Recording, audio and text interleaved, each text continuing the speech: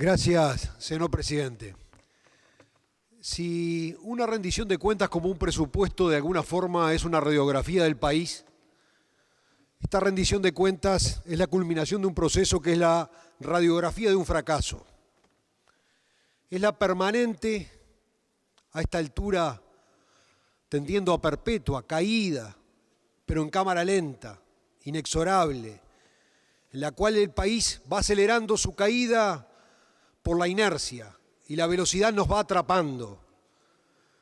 Es Azucitrus, es Pili, es Calproce y sin duda que los próximos días nos van a seguir brindando más novedades de las malas. Pero al mismo tiempo que todo esto sucede, el Poder Ejecutivo continúa en su lógica en la cual sabe perfectamente que todo va mal, pero hace como que va bien. Vamos en un camión sin frenos, rumbo a un precipicio, sabemos que vamos allí y no hacemos ninguna maniobra para cambiar el destino. La radiografía del último año nos muestra más recaudación y más déficit, aunque parezca increíble. Supuestamente en épocas de vacas flacas deberíamos tender al ahorro. Es más, el PBI iba a crecer 1,5% según la proyección presupuestal del gobierno del año anterior y creció 2,7%. O sea, creció más de lo previsto. Este crecimiento significó 1.800 millones de dólares más en la economía, de lo cual, de acuerdo a la presión fiscal que tenemos en el país, un 30%, 600 de esos millones de dólares que significó el aumento del PBI fueron a parar a las arcas de la Dirección General Impositiva. ¿Pero qué pasó mientras tanto? Diríamos, bueno, si el Estado aumentó la recaudación en 600 millones de dólares, deberíamos haber bajado el déficit de manera equivalente. No, no lo bajamos al déficit, aumentó del 3,6 al 4% del PBI. O sea, estamos en 2.400 millones de dólares de agujero, de déficit anual, aquel viejo espacio fiscal del cual solía hablar Astori. O sea, crecimos del 3,6 al 4%, 240 millones de dólares de déficit más, a pesar de que recaudamos 600 millones de dólares más. O sea, el gasto que se escapó al gobierno, y no una tortuga precisamente, fueron 840 millones de dólares el año pasado. Pero paralelamente a este fenómeno tenemos más PBI pero menos trabajo. ¿Cómo se explica esto? Porque el crecimiento está dado en sectores no dinámicos de la economía, en materia de telecomunicaciones, básicamente que explican más del 1% del crecimiento del producto. Después un fenómeno estacional como lo es el turismo, que obviamente tiene un impacto acotado a la franja costera, básicamente.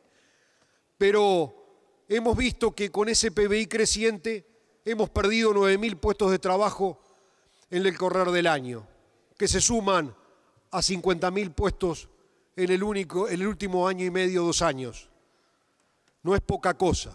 Pero en esa lógica perversa que tiene el gobierno, hablamos de la pérdida de más de 50.000 puestos de trabajo. Pero paralelamente, aunque parezca increíble, y esta es otra de las cosas increíbles que vemos, el empleo público crece. Más de 5.000 vínculos laborales se generaron en el último año, y decimos vínculos porque eventualmente una persona puede tener más de un vínculo laboral con el Estado, y eso va a contrapelo de la realidad. No puede caer el empleo privado en más de 50.000 puestos de trabajo y aumentar los puestos públicos, que se han subido de 220.000 a 300.000 vínculos contractuales con el Estado en los últimos 13 años, en una carrera alocada de engorde a feedlot del Estado. Hemos tenido también menos dinero en la economía, porque a pesar del crecimiento ese que se dio en sectores muy acotados que son Claro, Movistar, Antel y poca cosa más, cayó el PBI agropecuario en un equivalente a 600 millones de dólares, cayó la industria en un equivalente a 550 millones de dólares, cayó la construcción, 120 millones de dólares, o sea, más de 1.300 millones de dólares, 2 puntos del Producto Bruto, más de 2 puntos del Producto Bruto Interno, que en forma de salarios, de rentas o de consumo, dejaron de existir en la economía cotidiana de la gente. Y esa es la recesión que se siente. Ese es el aumento sostenido de concursos que tenemos de empresas de todo tipo que han superado el centenar en el año y que marcan la gravedad del fenómeno. Esto también impacta en otras áreas y algunas que vamos a empezar a ver en más gravedad. Es la caída de cotizantes en el Banco de Previsión Social, lo cual acumula que haya un crecimiento del déficit y del aporte de las transferencias de más de 5 puntos del producto al Banco de Previsión. Pero también la caída de cotizantes significa la desaparición de la protección del sistema de salud del FONASA, no solamente para el empleado, sino para muchas veces su familia. Por lo cual tiene un impacto que lo vamos a empezar a ver paulatinamente de forma mayor y creciente, porque el FONASA es un sistema que tiene pies de barro. Además de todos sus problemas centralistas, está asentado sobre la variable empleo. Y si la variable desempleo aumenta, va a aumentar los problemas de cobertura de salud. Pero en este alegre jolgorio el Poder Ejecutivo se dio el lujo de aumentar la presión tributaria, porque decimos, bueno, con todos estos números, ¿qué hacemos? No, aumentamos la presión tributaria. El último ajuste fiscal significó más de 480 millones de dólares sacados de los bolsillos de los trabajadores por vía de la rebaja de la franja de aportación al IRPS, que se llevó, por lo tanto, 1,2 del producto, ese aumento de recaudación. Y el ingenio del gobierno parece nunca tener fin, porque hasta ahora se dieron la maña de crear un nuevo impuesto, que es el impuesto al liberado, artículo 77 de la rendición de cuentas. Todo aquel que pase que sea liberado de su prisión y que pase por el INALI, de ahora en adelante deberá abonar el 10% de su salario para los programas de rehabilitación, además de los aportes y deducciones sociales. Buena política realmente de reinsertar a una persona que sale de delinquir y que busca trabajar. Otra de las patas negativas de este fenómeno que estamos viviendo, de esta caída en cámara lenta, es la caída de la inversión. En 2013 la inversión eran 3.000 millones de dólares anuales. Hoy, los datos del informe económico así lo indican, del Poder Ejecutivo, el índice fue negativo en 233 millones de dólares. O sea, no hubo inversión, sino hubo fuga de capitales. Fuga de capitales. La gente se está empezando a ir del país con los pies en el avión y también con la billetera. La única inversión rentable en este país es la no genuina. Es la que reciben aquellos beneficiarios de la ley de inversiones, básicamente empresas extranjeras, que reciben el oro y el moro, mientras el capital nacional bajo el yugo del peso de la corporación estatal.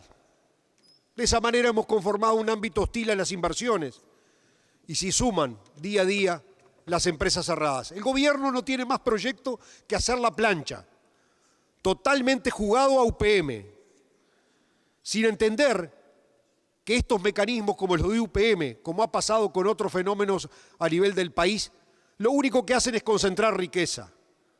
No es lo mismo una UPM que 1.000 pequeñas empresas en el país. El impacto social es totalmente diferente.